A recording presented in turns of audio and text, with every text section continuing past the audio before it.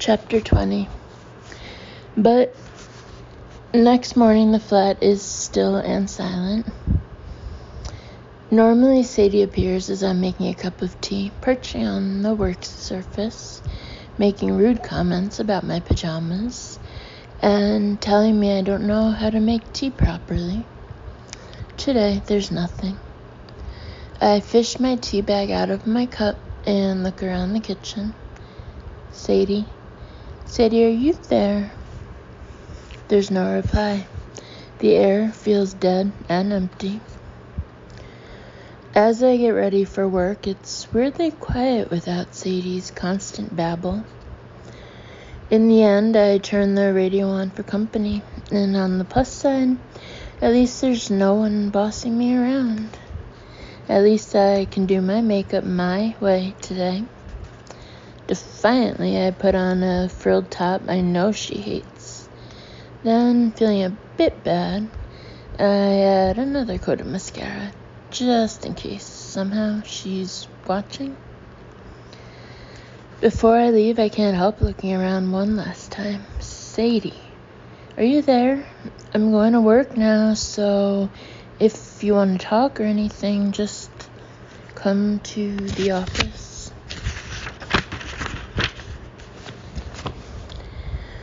Holding my tea, I go around the whole flat, calling out, but there's no response.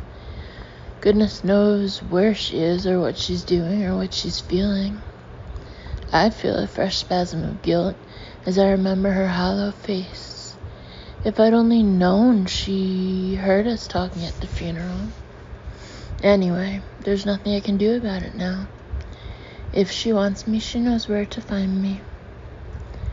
I get to work just after 9:30 to find Natalie already at her desk, flicking her hair back as she talks on the phone. Yeah, that's what I said to him, babe.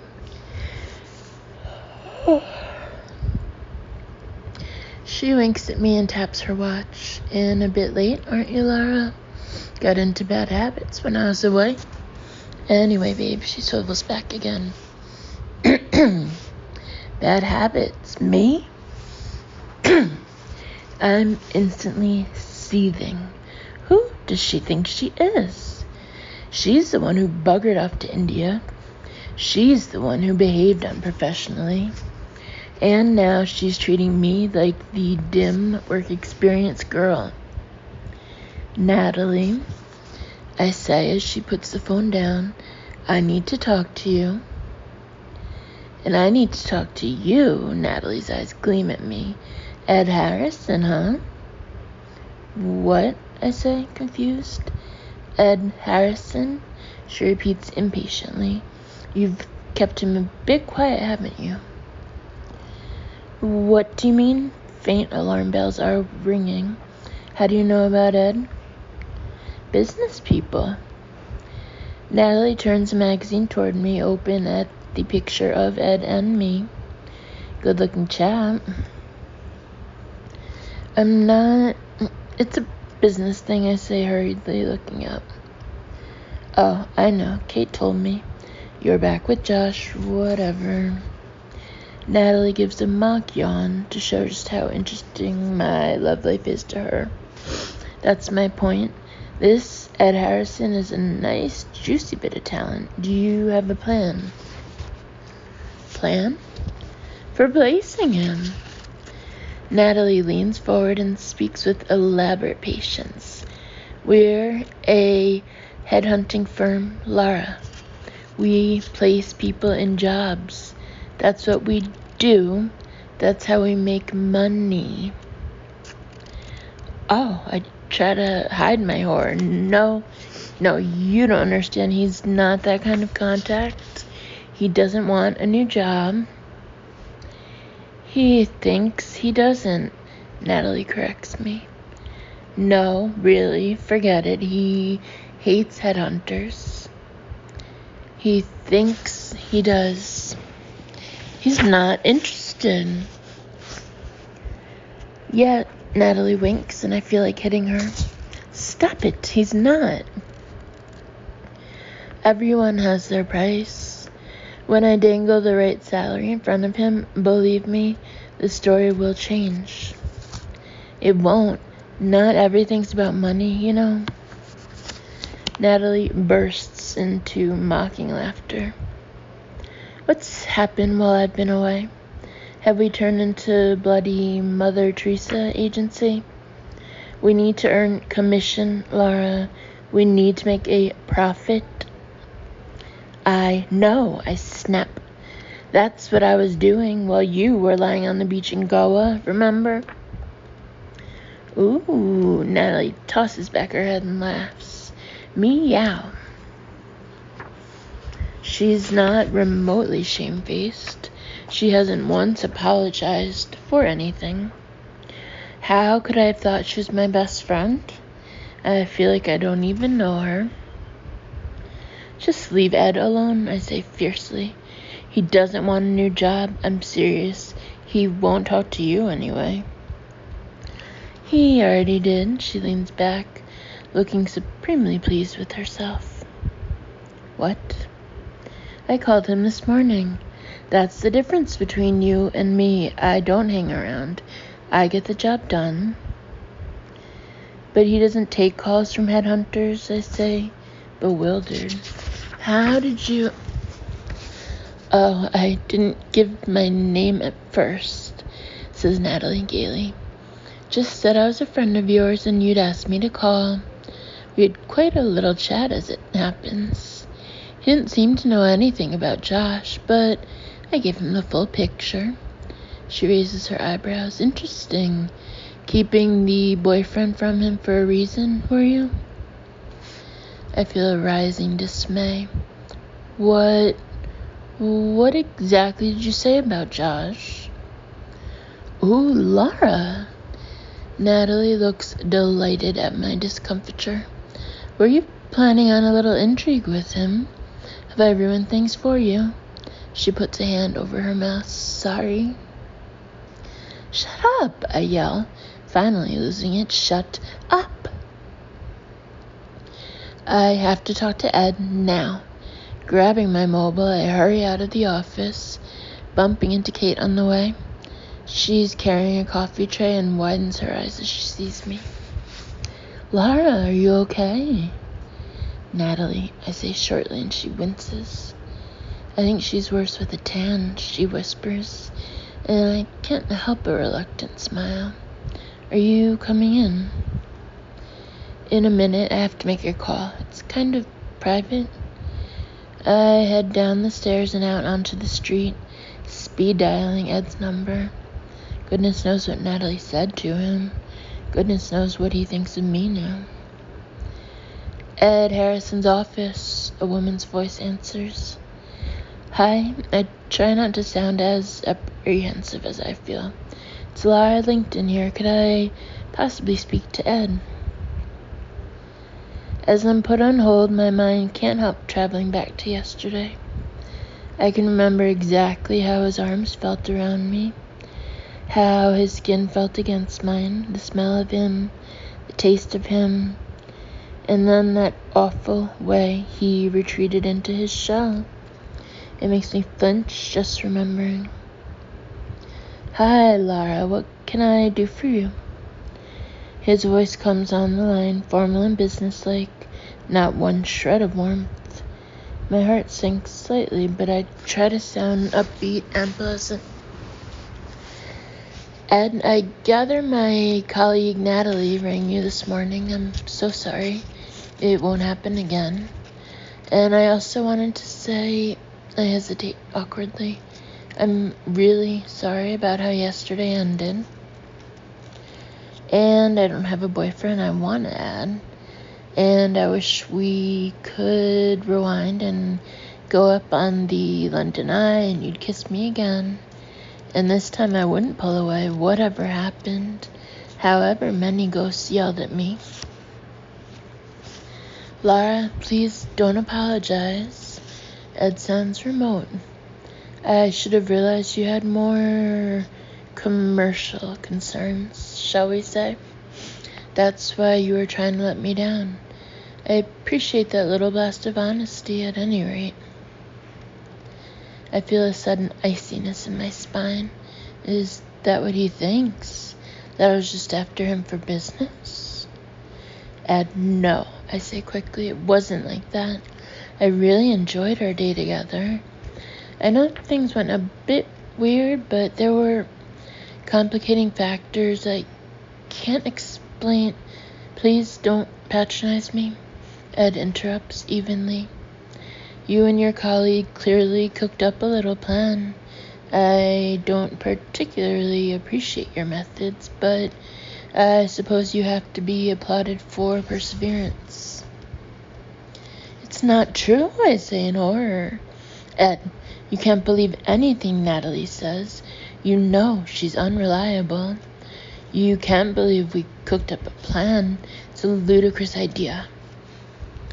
Believe me, he says shortly. After the small amount of research I did on Natalie, I'd believe her capable of any plan, however devious or dumbass. Whether you're simply naive or as bad as she is, I don't know.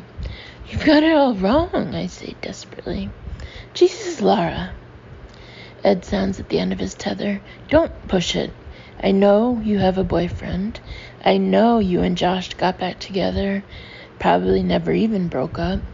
The whole thing was a sting, and don't fucking insult me by carrying on with the charade. I should have realized the instant you showed up in my office. Maybe you did your research and found out about Corin and me. Figured you could get to me that way. Who goodness knows what you people are capable of. Nothing would surprise me. His voice is so harsh, so hostile, I flinch. I wouldn't do that. I would never do that. Never.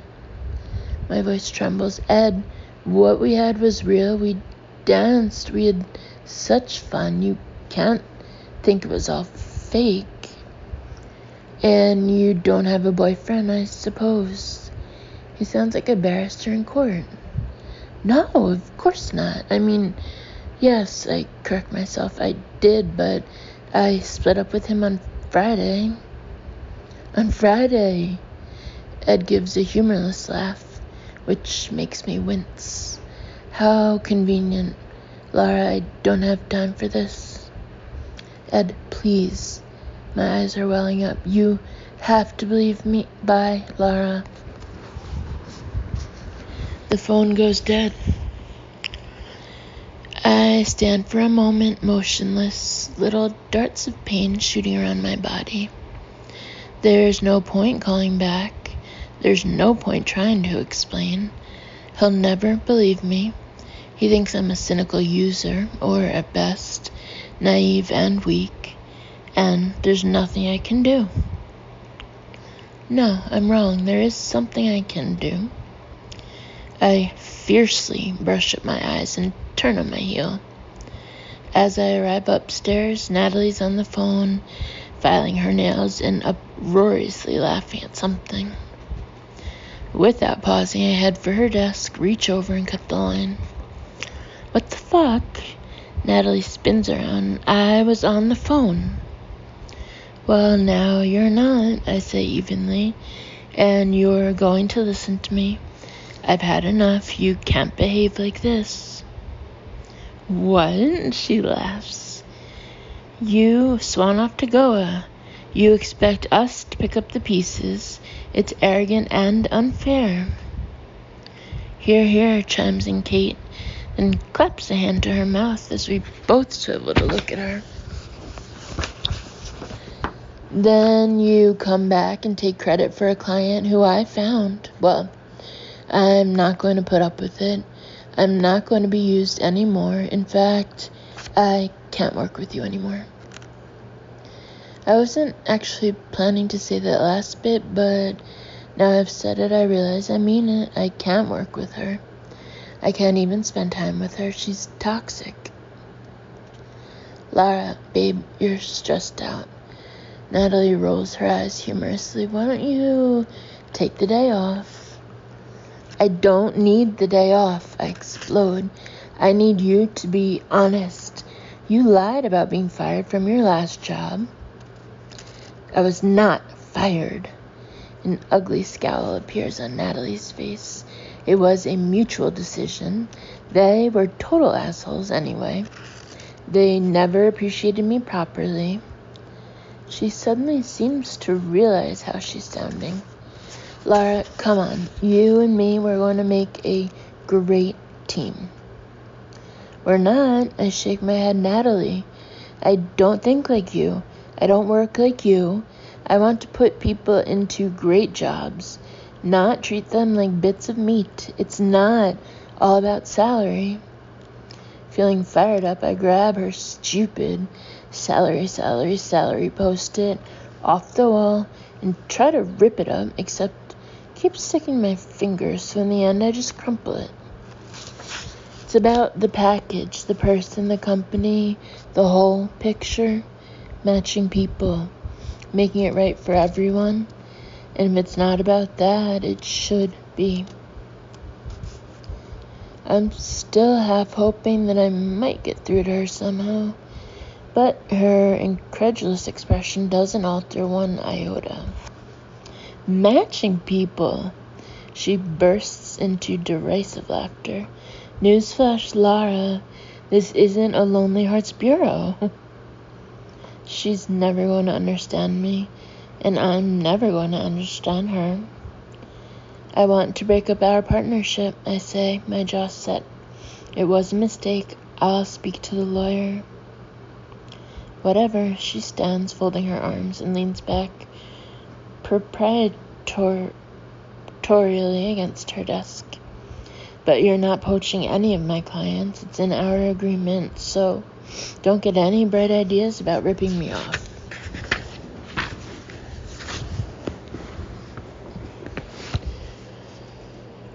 Wouldn't dream of it, I say tightly. Go on then, Natalie shrugs. Clear your desk. Do whatever you've got to do. I glance over at Kate. She's watching us, utterly aghast. Sorry, I mouth. In response, she gets out her phone and starts texting something.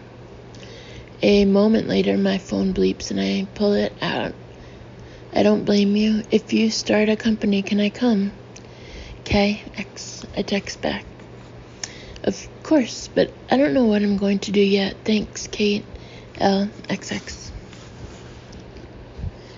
Natalie has sat back down at her desk and is ostentatiously typing at her computer as if I don't exist. I feel a bit lightheaded as I stand there in the middle of the office. What have I just done? This morning I had a business and a future. Now I don't. I'll never get all my money back off Natalie. What will I tell Mom and Dad? No, don't think about that now. My throat is tight as I pick up a cardboard box from the corner, empty the computer paper out of it, and start packing my stuff. My hole punch, my pen holder. But if you think you can set up on your own and do what I do, you're wrong. Natalie suddenly lashes out, swiveling on her chair. You don't have any contacts. You don't have any expertise. All your airy-fairy, I want to give people great jobs and look at the whole picture. That's not going to run a business, and don't expect me to give you a job when you're starving in the street. Maybe Lara isn't going to stay in recruitment. To my astonishment, Kate chimes in from across the room. Maybe she's going to do something else altogether. She has other talents, you know. She nods at me excitedly, and I peer back in slight confusion. I do? Like what? Says Natalie scathingly. Like mind reading? Kate brandishes business people. Lara, you've kept so quiet about this. There's a whole piece about you at the back on the gossip page. Laura Lincoln entertained crowds for an hour with her spectacular mind-reading feats. Organizers have been inundated with requests for Ms. Lincoln to entertain at corporate events. "I've never seen anything like it," said John Crawley, chairman of Medway plc. "Laura Lincoln should have her own TV show."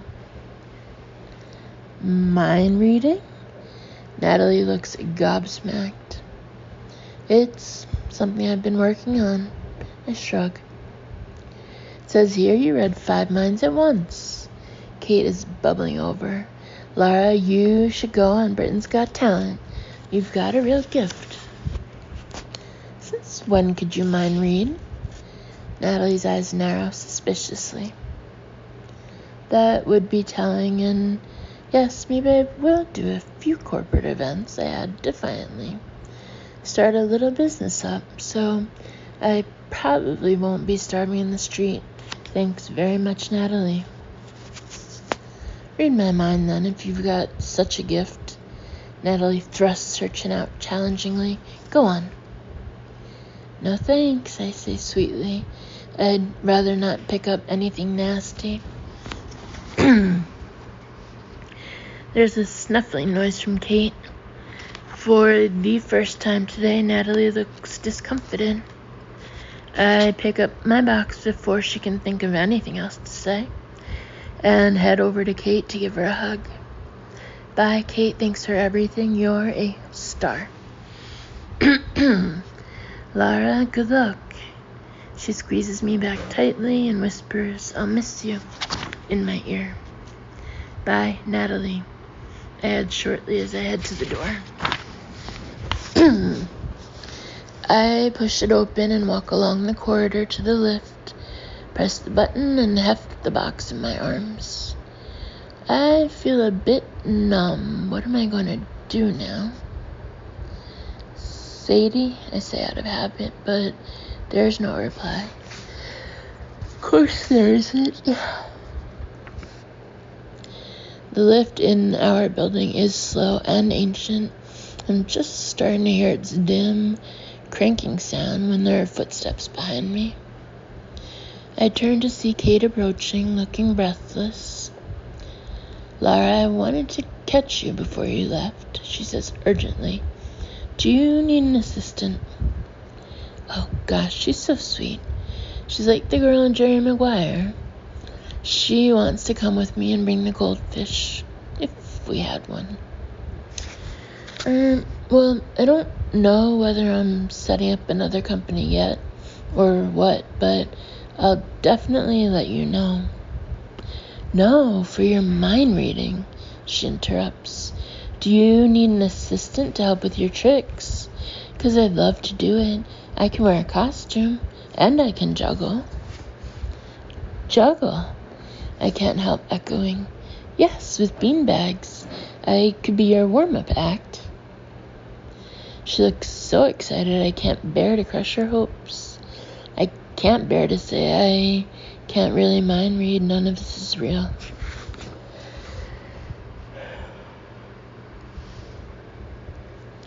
I'm so weary of no one else understanding. I wish I could sit down with just one person and say, the truth is there's this ghost. "Kate, I'm not sure that'll work out." I try to think of how to let her down lightly. The truth is, I already have an assistant. "Oh, really?" Kate's eager face deflates. "But they didn't mention any assistant in the article. They said you did it all on your own." She's kind of backstage. She didn't really want to be seen. "Who is she?" "She's a relation," I say at last. Kate's face falls still further. "Oh, right. Well, I suppose you probably work well together if you're related." "We've got to understand each other pretty well," I nod, biting my lip. "I mean, we've had a zillion arguments along the way." But, we've spent a lot of time together. We've been through quite a lot. We're friends. I feel a pang in my chest even as I'm saying it. Maybe we were friends. I don't know what we are now. And all of a sudden, I feel a heavy despair. Look at me. I messed everything up with Sadie, with Ed, with Josh. I don't have a business anymore. My parents are going to freak out. I've spent all my spare money on bloody flapper dresses. Well, if she ever doesn't want to do it anymore, Kate's face brightens. Or if she wants an assistant. I don't know what our plans are. It's all been a bit... I feel my eyes sting. Kate's face is so sympathetic and open, and I've been feeling so tense the words start slipping out. The thing is, we had a row, and she disappeared. I haven't seen her or heard from her since. You're joking, says Kate in dismay. What was the row about? Lots of things, I say miserably. Suppose mostly about a man. And do you know if she's... Kate hesitates. Is she okay? I don't know. I don't know what's happened to her. She could be anywhere.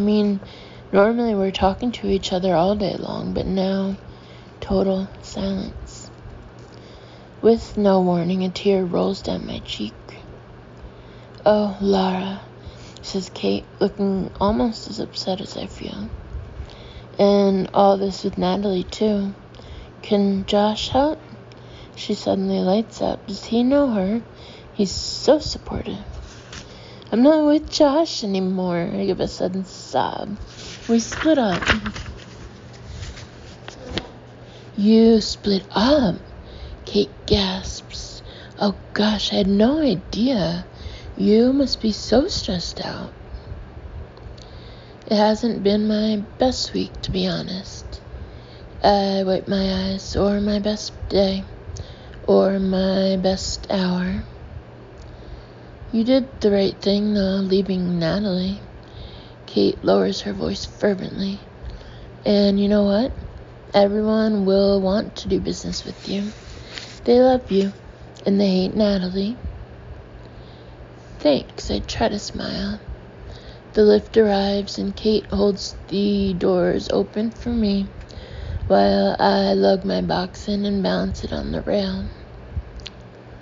Is there anywhere you could look for your relation? Kate surveys me anxiously. Is there any way you could track her down? No, I shrug despondently. She knows where I am. She knows how to get hold of me. Maybe she wants you to make the first move, though? Kate says tentatively. If she's feeling hurt, maybe she's waiting for you to get hold of her. It's just an idea. She calls as the doors begin to close. I don't want to interfere. The lift starts inching creakily downward, and I stare at the grotty carpet wall, suddenly transfixed. Kate's a genius. She's got it in one. Sadie's so proud she'd never make the first move. She'll be waiting somewhere, waiting for me to come and apologize and make up. But where? After what seems like hours, the lift arrives at the ground floor, but I don't move. Even though this box is starting to weigh my arms down, I've left my job. I have no idea what my future is. My life feels as if it's just been through the shredder on extra fine, totally destroy mode. But I refuse to wallow or cry or drone on about it. I can almost hear Sadie's voice in my ear. Darling, when things go wrong in life, you lift your chin, put on a ravishing smile, mix yourself a little cocktail, Tally-ho, I say to my reflection in the grimy mirror, just as Sanjeev, who works on the ground floor, walks into the lift. Sorry, he says. I summon the most ravishing smile I can. Parentheses, at least I hope it's ravishing as opposed to deranged looking. Close parentheses. I'm leaving. Bye, Sanjeev. Nice knowing you. Oh, he says in surprise. Well, good luck. What are you doing next? I don't even pause to think. I'll be doing a bit of ghost hunting, I say. Ghost hunting? He looks confused. Is that like headhunting? Kind of. I smile again and head out of the lift.